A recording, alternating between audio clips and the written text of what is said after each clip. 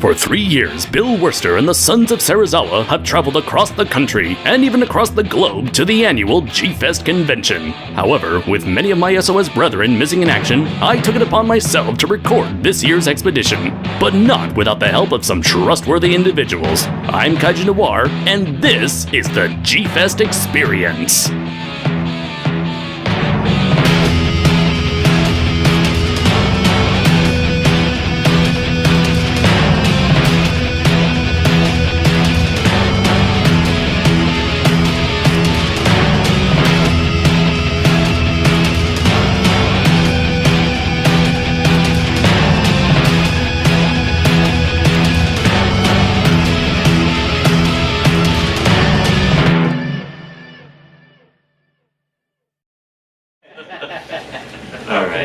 Alright, so everyone's ready? Yeah. Yep. Okay, so let's start.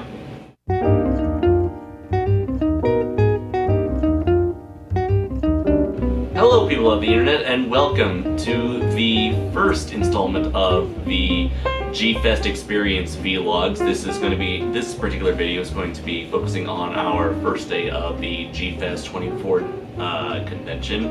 And so, of course, as you can see, I am not the only person here with me, but rather several individuals who are sort of like collectively like the B team of the SOS, sort of. We're the B team. The allies of Sarah. Knock off Mr. T over here. Murdoch. Yeah, it's great. Yeah, pretty much.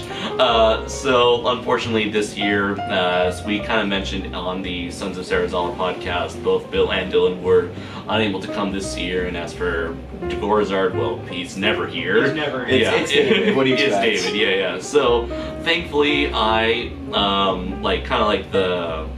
everything kind of came together perfectly this year to where I was still able to enjoy G-Fest with a rather slightly different group of YouTube/internet friends. So, would you guys like to introduce yourselves? I suppose we could. I'll let you go. Will you introduce yourselves? Yeah, you I mean, if you have to ask. Yes. Alright, sure, I'll introduce myself. I guess I can do that. Hello, I'm Patrick Galvin, aka the Unknown 837, aka the Unbiased Truth Teller, aka the Master Hair Splitter, aka the Film Critic from Toho Kingdom, aka the Stop Motion Animator Guy, and he's also the Zodiac Killer. But yeah, there were some things going on in San Francisco back in the 70s that I don't talk about. I go by many names, but some people call me Tim. I think David Fincher made a film about me some years ago. Yeah. Oh, no, Brayton, you go. Me? Okay. Yeah. Hi! I'm Brayton Connor, and I don't really do anything, but I do edit for his videos, and I'm editing this thing eventually, hopefully, maybe. Yes, I will. And that's me. Hi, how are you? Do you remember the guy who was with me on the 2000 sub live stream? That's this guy. It's me. Yeah, the master impersonator. This guy right here. I did a thing. Anyways, hello, my name is Andrew Pataglia, aka Blue Oyster Sapphire Night Productions. I've worked with Andres and Patrick and Brayton on a couple of videos, and I run my own channel, Sapphire Night Productions, and fuck being united. Wow. Yes, how dare we be united as one? Be divided. Yeah. Make it interesting. Okay, fine, I'll be more specific. Fuck United Airlines. I don't know, I flew United. I had no problems whatsoever getting here. And I got here on time. My flight was not canceled. And you didn't get beat up, huh? Right, or drug off the... or dragged out of there. Yeah, why not? Isn't that Delta's thing, though? Well, is it? Who did it? I think it was Who Delta. done it? That was United. That was United. Airlines, was it? Yeah. I think so. Yeah. Don't go accusing Delta in here. They're innocent people. It was. I think all airlines are the same thing. It just depends on who's more convenient for you at this particular time. I suppose. Yeah. It wasn't very dope. Not dope at all. Decidedly undope. Oh, that's all getting cut out. That's the only reason why I flew United was because it was directly to Chicago as opposed to Minneapolis and then down to Chicago. So. Yeah. Right. So for this first installment of the G-Fest Experience vlog, or is it vlog or vlogs? Vlogs.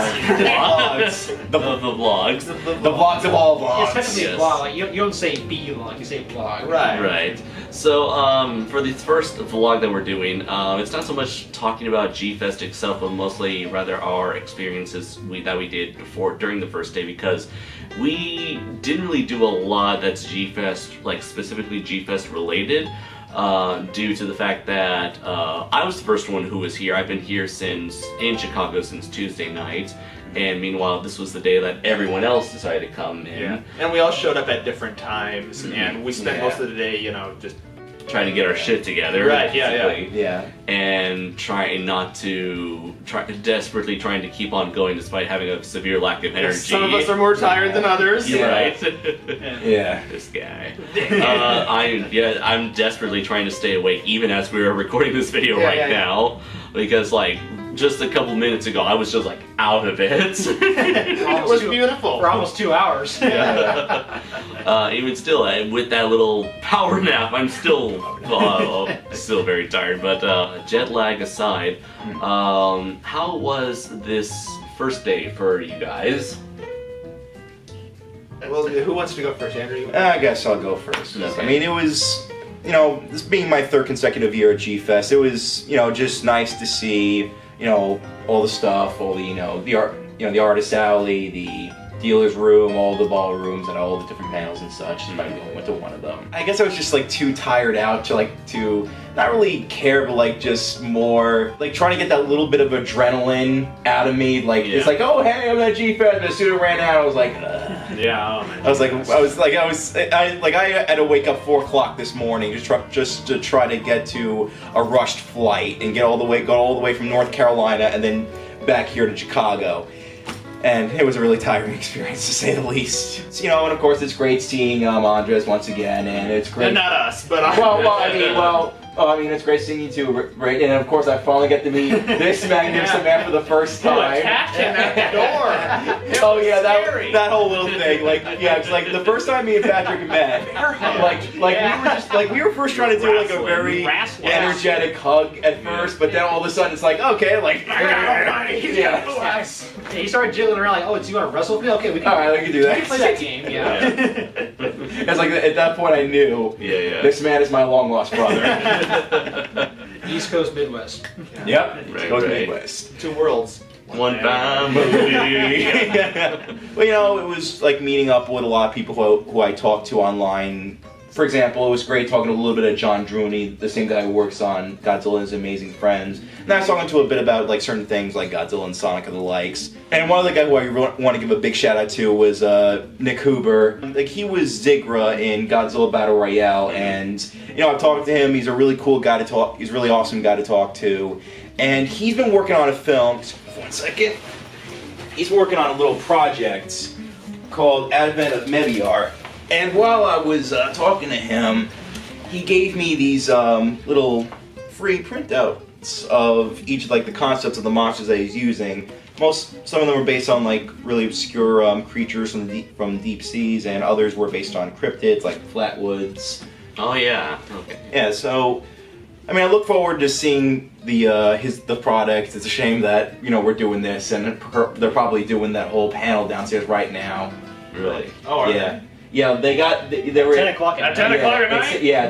Because that's what they gave them. Oh my really? god. Yeah. Wow. Yeah, but it's just overall just nice to see everybody here, and but it's tomorrow will definitely be a lot better because we'll actually have energy to go do through stuff. everything, and We'll all be here from the start. From the start. yeah. Yeah. And plus, it was also, even though we didn't really see much panels, we did go to the Mysterians one. Just me, Andres, and Brayton, because you weren't there at the time. Right, it was really nice to see, this was actually the first time for me, because I've seen Ed Gochichevsky before, but this was actually my first time seeing Steve Rifle in person, and so it's really great to see these two individuals whose voices I have listened to since, 2006, when they first produced those commentaries for the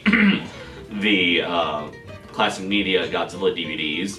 So listening to these people for roughly 10 years, and then to see them in person and listening to them talking about or giving a lot of background information on the making, on the production history of the Mysterians, it was kind of like very nice experience to be able to have further appreciation for this one particular movie that I do not particularly care a lot about, but it gives me a lot better appreciation for the people, for like the people who made the film as well. Yeah, like some projects like where you don't really care about, like some, it's always nice at least to see behind the scenes like how much passion like they really put into it, and you know, like it's with the Mysterians, there's a lot of ingenuity behind it. Like I think my favorite story was how they mentioned how they had all of these lights in there, and like and then when the like person 200 what was it, like 200 degrees? No, 170 degrees. Close to it, yeah. Yeah, and like like when the person came in like to check on it, like he looked at them like,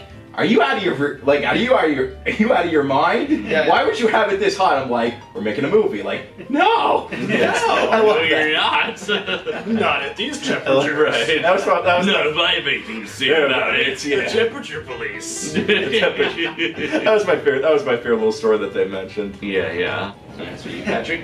As for This me, is the final word on it. Yeah, the best of the bunch. Right. As for the unbiased truth teller's perspective, I didn't, as I said, I didn't attend a single event today because I didn't get here until about 5:30ish. Right. Yeah. I forgot how early a lot of these events Yeah. finish. Right, like, right. But I had a nice uneventful flight, left on time to get canceled. Yeah. Everything like that. Got here, ran into a correspondent of mine, Eric Hominick from hereofcube.org. Talked to him for a little bit. We'll hopefully meet up at some point, maybe tomorrow or the day after. Then I came up, got here with you guys, and it's just been a bunch of insanity ever since. Yeah. Right. Yeah. As it always. As always. Yeah. Always. And as for me, because I was here since earlier in the week, I was able to meet up with Denny Roth, who you may know as Draco Rollin on DeviantArt, the artist and one of the main creative minds behind the webcomic series Martial Star. Is he in your yard, sir? Yeah, God, he's big. Okay, what's he doing in your yard? He's looking at me. Oh, and the guy is on foot. Just I don't know what. It's a big, real big person. That's all I can say. I was able to hang out with him a little bit, him and his friends a little bit yesterday, and then today we met up earlier in the morning to go to the Chicago Field Museum, all the way in downtown. And it was there we were able to check out the dinosaur exhibits. We saw Sue the T-Rex, which is the largest, most complete skeleton of a Tyrannosaurus Rex that humans have ever found in history. And to top things off, when it came to our experience at the Field Museum, was the Jurassic the Jurassic World exhibition. And at the Jurassic World exhibition, they had these amazing animatronics, and these are like animatronics like unlike anything I've ever seen before. I mean, I would say that these are animatronics like top any CG that you would see. That you would digitally replace. Yeah. Right. These dinosaurs were so amazing that it kind of made you feel like a kid again. It made you realize like why you love dinosaurs to begin with. You see these dinosaurs, they're moving, they're so lifelike. It's like, holy fucking shit, it's a dinosaur, Jesus Christ, what the fuck? That is genuinely how he It's a felt. genuine reaction. Yeah. I mean, I didn't see it obviously Well, because no, it was a family environment. Yeah. And Denny's just looking at you like, Yeah. Andres, are you okay? I still love when Denny like first came in, he was like, because of the whole Denny joke. Oh, Yeah. yeah. Denny is. So if you ever see Denny Roth, be sure just to go, oh hi, Denny. Oh, hi, Denny. Oh, hi, Danny. And if he gets mad, she said, just go respond with, what a funny story, Denny. I'm sure sex life. If everybody was Denny, the world would be a better place. Isn't that right, huh?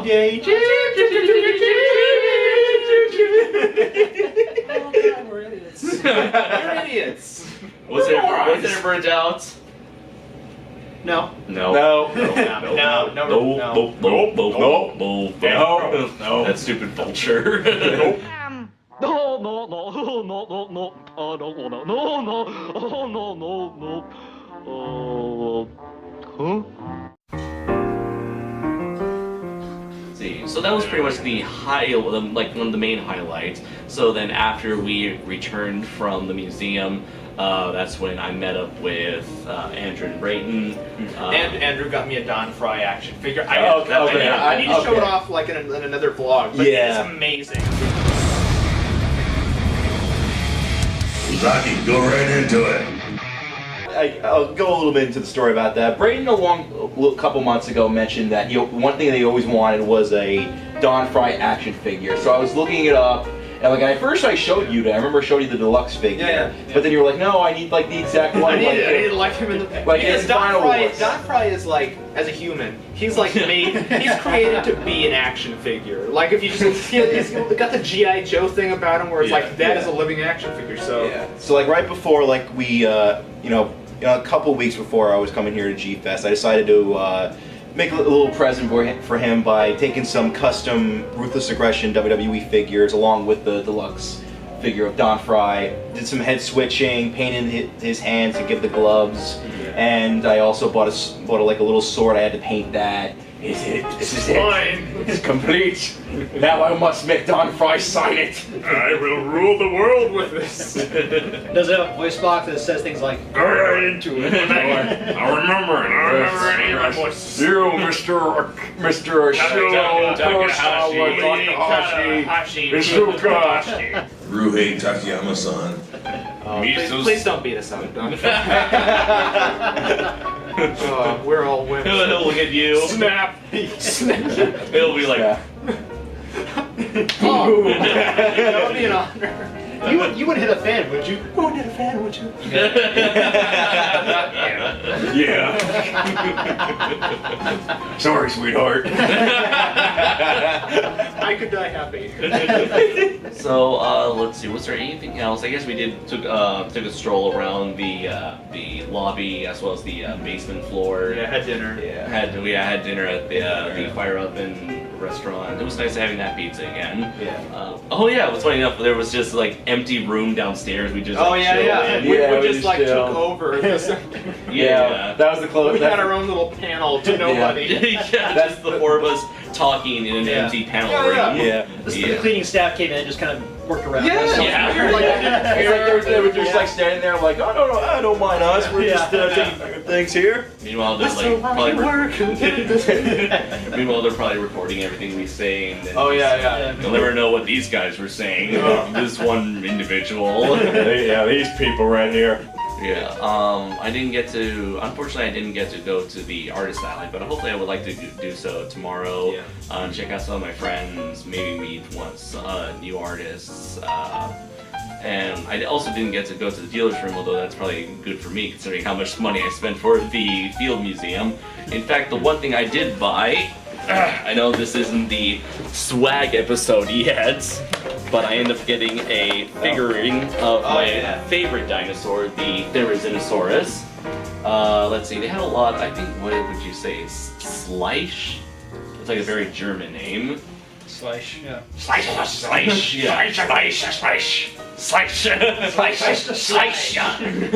yeah.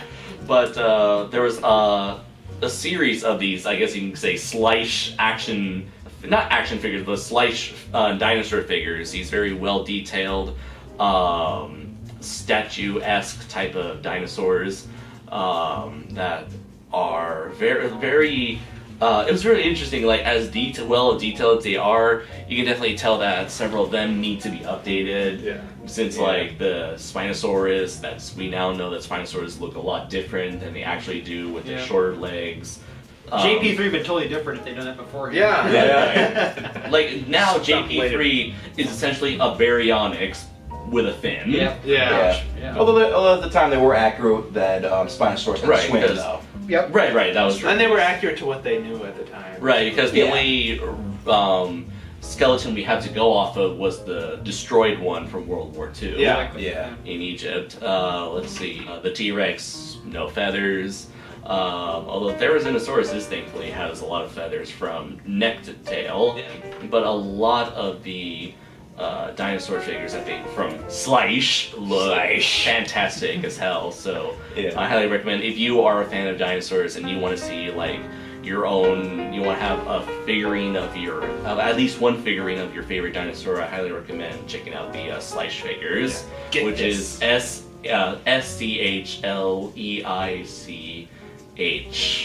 Yes, I guess it's named. I have no idea what this is named after, so I'm not even gonna try Probably to the pronounce. founder. Yeah, which is from. It's definitely from Germany. Yes, that's their address or something. Yeah, Schweibischmann, Germany.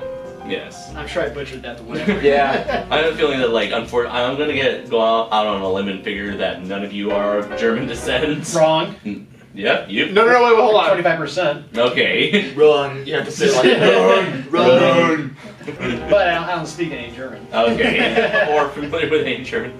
Alright then, so yeah, that is pretty much my swag for today in terms of what souvenirs I've gotten. Why does he have a little plastic gloves on him with it? Yeah, probably that's to prevent the nails, claws, the the claws, nails, the claws from being broken or bent out of shape. Literally. I can just imagine though. Oh, I broke a nail. Oh. Yeah. Oh, Oh my god. Oh my god. Oh my god. Oh my god.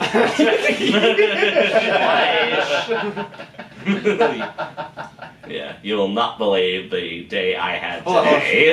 Wait. Yeah. So, before we wrap things up for our first vlog, what is the one thing that you guys are looking forward to for tomorrow's day 2 of G-Fest? The Honda panel, no question. Yeah. Okay. Yeah. Definitely the Honda panel, but also the there's another panel which is going to be a lot earlier called the Lost Godzilla Films panel, where they're going to go a lot more into the details of why a lot of these old Godzilla films were scrapped. And I'm a guy who really loves going into those scrapped Godzilla concepts because there's a lot of interesting ideas that I really wish would have been brought onto the screen. And so it'll be interesting to understand like why some of these stories ended up getting the can. And it could, and I think it also could really like be a good little thing when it comes to filmmaking, that some ideas aren't going to always come off the ground, even if they're really inventive and really creative. I think I'm very looking forward to the Kaiju Gaiden panel. It's kind of interesting looking at Kaiju Gaiden's evolution since our first G-Fest that Bill, Dylan, and I went to, where it went from being a very prospective project where it was going to be this documentary that wanted to highlight several unknown or obscure indie kaiju films, and after the whole Kickstarter debacle, it sort of became this like underground, ongoing project where while Mark Romeo was kind of slowly gaining the funds to make his version of Kaiju Gaiden, every year he comes back to G-Fest with a new bevy of new indie films to showcase. I'm still surprised that we have yet to receive a full version of Legendary Beast Wolfman vs. Godzilla, despite the fact that 2 years ago, Mark Jaramillo stated that he was going to have the director return and show a 100% completed version of the movie, but instead we've just been getting like extended clips of, like 30-minute clips. Yeah. With no context. Including like I think it was last year, it was like a full 25-minute trailer for the movie. Yeah, it's like with the Deep Sea Monster Raiga versus Volcano Monster Oga, like that's been still on the can. Like I'm still waiting for Hayashida to make that film. Right. And once again, Mark Jaramillo would come in with a new trailer with Hayashida, Shinpei Hayashida, showcasing what he has available at the moment. And I can understand that movie making, whether it's like Legendary Beast Wolfman, Lava Beast Oga, or Kaiju Gaiden, filmmaking, especially on an indie level and a very tight budget, can be a very time-consuming process. Meanwhile, you're going through your regular life, you're doing your regular job, 9-to-5 jobs, and you're doing that in order to help fund, this other side project that you have, and it can be a very time-consuming process that can take a really long time. I'm sorry if I'm repeating myself at this point, but I'm just really tired. Yeah. Although I just love seeing like some of those trailers, like, especially the one where Mark cameoed in the film, and it was look at the Japanese have been keeping this secret from us. They're monsters. Do you see that? This is why we shouldn't trust Japan.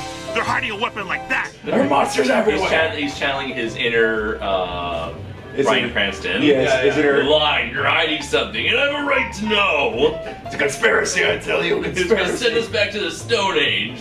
One of the movies he's going to showcase is, I believe, God of Clay, which was a short film that I believe Koichi Kawakita worked on, and it was a short film that I actually got to see way back when in LA at the Godzilla vs. Biollante event. Yeah, because like that was I first heard about that film through Sci-Fi Japan, like a bunch of still images, and it got me really excited just to see what Kawakita like brought to the table there. I even saw like there was like one concept image of like what the thing looked like without the lighting. And it looked really cool, and it almost like it had a very strange looking design. Like it was mostly fur, like as I think we were expecting, but it has like these weird diamond-like almost kind of like that one Ultraman monster.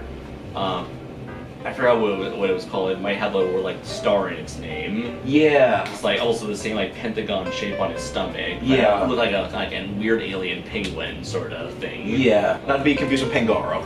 Right. If you don't know who that is, check out the Night of the Fire Beast series. I hope to meet Steve Rifle at some point tomorrow and have him sign a copy of his book for me. I brought my copy of his book, Japan's Favorite Monster, with me, so right, hopefully he'll sign that.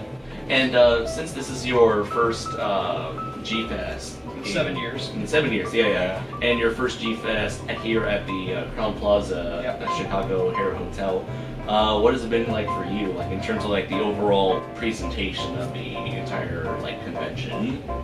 It's a lot better than the convention center we went to in 2010. Yeah. That was just a big loop, basically, is all it was. It was too. I think it was a little too big. Yeah. I think it's a little more presentable than the one from 2010. So where was it hosted? Right across the street. Yeah, that convention Oh, in the convention center. Yeah. Oh, okay. Yeah. Again, I didn't really get a chance to like experience it in depth, so I'll have more detailed thoughts tomorrow. But first impression's pretty good. Yeah. Okay. Alright, pretty good. He's okay. He's okay. He's okay. I give it a C+. I guess we will end things here, and hopefully you have enjoyed this first installment of our G-Fest Experience vlogs, and we'll hopefully continue to check out the rest of the videos we have lined up as we move along and continue to experience more of this year's G-Fest together. So without further ado, I have been Andres Perez, aka KaijuNoir. I have been Blue Eyes. I have been and am Patrick Galvin. And until next time, everybody, take care.